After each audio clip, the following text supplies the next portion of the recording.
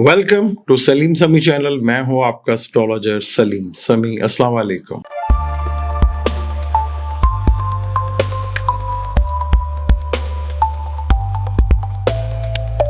वो जुपिटर की वीडियो के ऊपर बात करेंगे। आप लोगों ने आपके कमेंट्स के ऊपर ही बात करूंगा और कुछ जो मिस्टेक कह लें कि मैं इधर से भी थी कि वहां पे थंबनेल के ऊपर 18 नवंबर लिखा हुआ था जो कि 18 अक्टूबर था।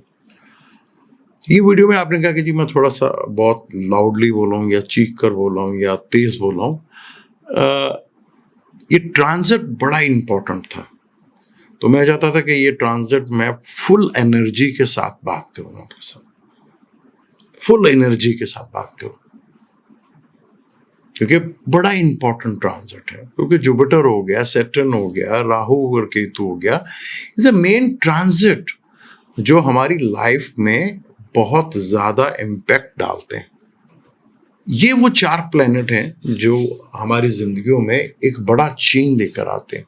और जुपिटर, क्योंकि गुरु भी कहा जाता है इसको, नफ्स भी कहा जाता है इसको, और इसका ट्रांजिट यानी कि जात के ऊपर, यानी कि सेल्फ के ऊपर बहुत ज्यादा पड़ता है। तो मैंने तो कोशिश की कि फुल एनर्जी के साथ, ताकि आपको मैं कोई चीज मिस ना, हालांकि उसमें बहुत सी चीजें मैं मिस कर गया कि इतना लंबा उसको बोलना और हर जोडिक के बाद चेंज करते रहना और चीज़ों को सही कैलकुलेट करते रहना थोड़ी प्रॉब्लम हो जाती है। अब ये जब आया है कैंसर में, जब ये 18 अक्टूबर को आएगा, वैदिक एस्ट्रोलॉजी से आ रहा है। वैदिक एस्ट्रोलॉजी से ये 18 अक्टूबर को कैंसर में आएगा और 11 नवंबर को ये रेट्रोग्रेड हो जाएगा। 5 दिसंबर तक ये इधर रहेगा। उसके बाद फिर ये जो है अपना जुपिटर कैंसर में रेट्रोग्रेड हो जाएगा। तो 11 नवंबर तक तो वो कैंसर के ही असरात आपको देगा, लेकिन जैसे 11 नवंबर को ये हाउस चेंज करेगा, जोजा में चला जाएगा, तो फिर जोजा के इम्पैक्ट्स आपकी जिंदगी में आएंगे और ये जून तक इधर ही है, फिर ये वापस कैंसर में आएगा। तो ये ट्रांजिट बहुत इंपॉर्टेंट था, इसलिए शायद आपको अगर बुरा लगा तो चले, मैं नहीं लाउडली बोलूंगा, क्योंकि मैंने तो आपके बेनिफिट के लिए सोचा, वो मैंने शायद गलत सोचा कि आपका बेनिफिट ना सोचता, वही बस एक रूटीन मैटर में बात करता और आपको अच्छा अच्छा सुना के चला था। अच्छा, गलती तो आपकी भी है ना कि इतना आप झूठ सुन चुके हैं और इतना मिसकैलकुलेशन सुन चुके हैं। आपको बस वो अच्छा है कि आदत पड़ी हुई है कहीं समझने की चीज़ों को। क्योंकि कैंसर में जब ये आएगा तो 5 प्लेनेट हैं जिसमें सन और मून को नहीं लिया जाता। सन और मून नहीं होते। 5 प्लेनेट हैं, जुपिटर, मरकरी, वीनस, सैटर्न और मार्स। इन 5 प्लेनेट को पंच महापुरुष योग बनता है, जो जुपिटर से बन रहा है हंस राज योग, और ये बनता सिर्फ केंद्र में ही है, यानी कि 1st, 4th, 7th and 10th, इनको केंद्र हाउस कहा जाता है। किसी भी लगन के, चाहे वो एरीज है, टॉरस है, जमनाय है, कैंसर है, ल्यू है, विर्गो है, लिब्रा है, स्कॉर्पियो है, सैजिटेरियस है, कैप्रिकॉर्न है, एक्वेरियस एंड पाइसेस, जो इनके फर्स्ट हाउस होंगे। जैसे पाइसेस है तो पाइसेस फर्स्ट हाउस बना, तो जमनाय उसका जो है वो सेकेंड हाउस बना, और 7th हाउस उसका विर्गो बनेगा, और 10th हाउस उसका सैजिटेरियस। तो हर ज़ोडिक साइन के जो हैं वो अलग अलग 1, 4, 7th और 10th बनता है, जिसको केंद्र हाउस कहते हैं। इनमें राजयोग बनता है। तो उसमें जो जुपिटर का ये जो राजयोग था, ये बना है कैंसर वालों के लिए, लिब्रा वालों के लिए, कैप्रिकॉर्न वालों के लिए। ये 4 ज़ोडिक साइन हैं जिनके एरीज हो गया, लिब्रा हो गया, कैंसर हो गया और कैप्रिकॉर्न, ये 4 ज़ोडिक साइन हैं जिन पे 5 ये जो हंस राजयोग है, इन 4 ज़ोडिक साइन के ऊपर रखता है।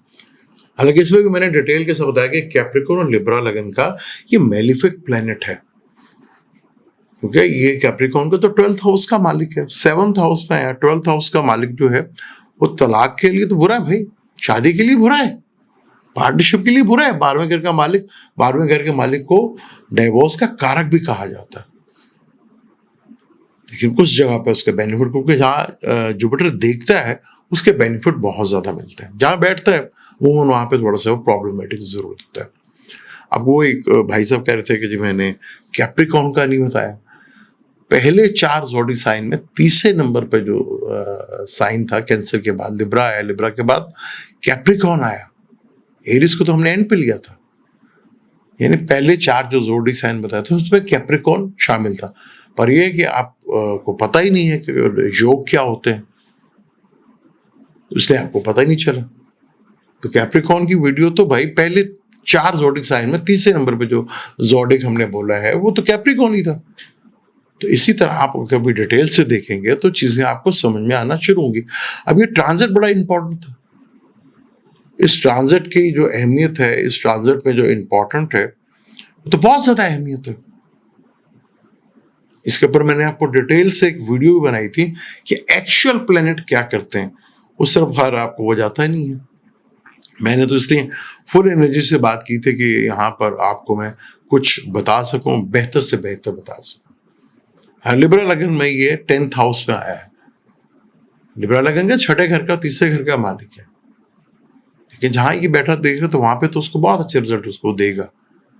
और मैंने ये भी कहा था कि आप वैदिक का नहीं पता आपको, जो भी आपका है, सन से देखें, मून से देखें, एसेंडेंट से देखें, जुपिटर से देखें, मरकरी से देखें, जहां से मर्जी देखें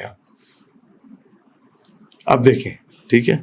तो उसके अलावा अपना बेसिक्स, या आप पे क्या सिखाऊं बेसिक, आप एस्ट्रोलॉजी का मैं क्या बताऊं आपको, नहीं पता आपको और ना आप समझना चाहते हैं, तो इसलिए तो जरूरी नहीं है कि मैं एस्ट्रोलॉजी से रिलेटेड वीडियो बनाऊं। तो वो तो मैंने तय कर लिया कि एस्ट्रोलॉजी से रिलेटेड वीडियो मैं नहीं बनाया करूंगा। यहाँ पर आपका वो जो ट्रांजिट है उसी से रिलेटेड जो है वो वीडियो का इंशाल्लाह ताला हम बताते रहेंगे आपको। अब जैसे 17 अक्टूबर को सन लिब्रा में आ जाएगा। अब ये ट्रांजिट होता है 1 महीने का, 17 नवंबर से लेकर 16 नवंबर तक। ये ऐसे ही है जैसे आप अपने वेस्टर्न से देखते हैं कि जी 20, ये 21, 22 है, मेरा सन इधर आ गया तो मैं ये हो गया वो। इस तरह वैदिक में जब भी होगा वो 13 अप्रैल से लेकर मैक्सिमम 17 तक ये जाता है। यानी ये 17 अक्टूबर को ये यहाँ पर सन चेंज करेगा, विर्गो से निकलकर लिब्रा में चला जाएगा।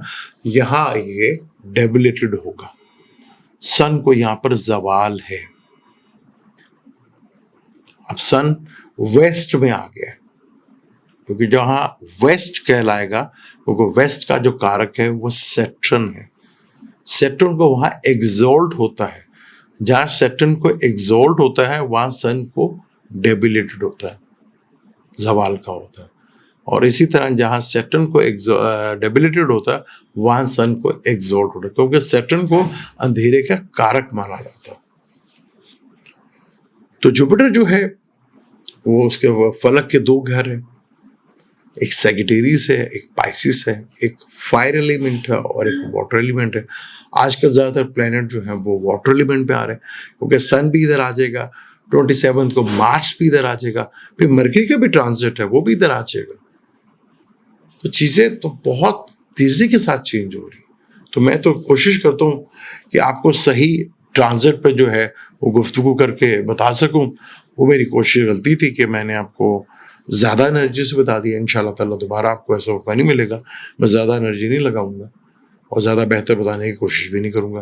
कोशिश तो मैं ना चाहते हुए भी मैं कर जाता हूँ, क्योंकि मेरी नेचर ही नहीं।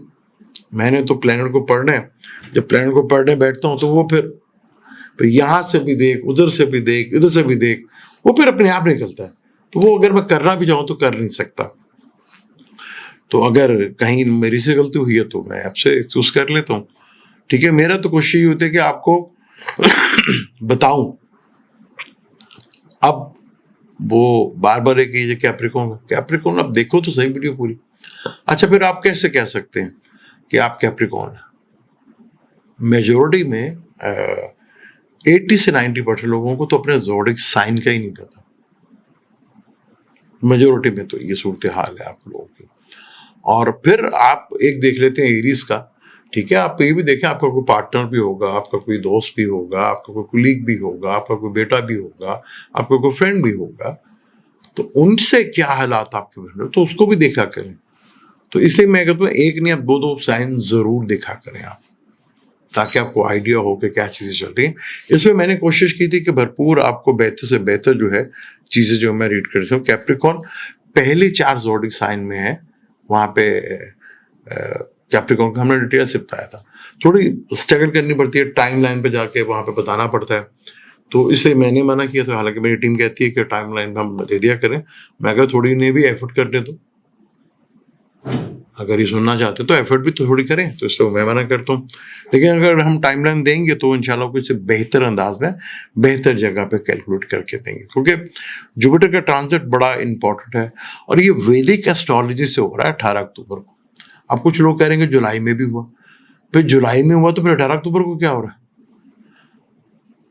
भाई मैंने सुना कि जी ये 18 अक्टूबर को ट्रांजिट हो रहा है, तो वो कह रहे जुलाई में भी हो रहा है। तो जुलाई में भी हो, फिर 18 अक्टूबर को क्या हो रहा है कि जी रेट्रोकेट भी हो रहा है। तो वैदिक एस्ट्रोलॉजी वेस्टर्न से तो उधर ही कैंसर में, वेस्टर्न से तो उसने हाउस नहीं चेंज किया, हाउस तो वो चेंज कर रहा वैदिक एस्ट्रोलॉजी से। वापस वो जमुनाई में उसने अपना पीरियड पूरा कर रहा है, फिर ये जब जाएगा कैंसर में जाएगा तो फिर ये ल्यू में भी चला जाएगा। तो कैंसर में से अपना वक्त पूरा कर रहा है, तो वो 27 में वापस भी आएगा। तो इंतहाई स्पीडी है इस वक्त, इसलिए कहते हैं कि इस वक्त जो जुपिटर के ट्रांजिट है 2033 तक स्पीडी है ये। तो कोई स्टेबिलिटी नहीं आएगी ज्यादा, वो चीजें होती भी तो दिखेंगी आपको, लेकिन स्टेबिलिटी बहुत कम नजर आएगी जो जुपिटर से रिलेटेड होती है चीजें। तो कैप्रिकॉर्न का भी जिक्र है, मैंने एनर्जी के साथ वीडियो बनाई थी और आप ही के लिए बनाई थी। तो कोशिश यही करता हूँ कि जब ट्रांजिट बड़ा इंपॉर्टेंट है आपके लिए, मैं भरपूर उसके लिए कोशिश करूँ। मुझे दें इजाजत, इंशाल्लाह मिलते हैं अगली वीडियो में। अल्लाह हाफ़िज़।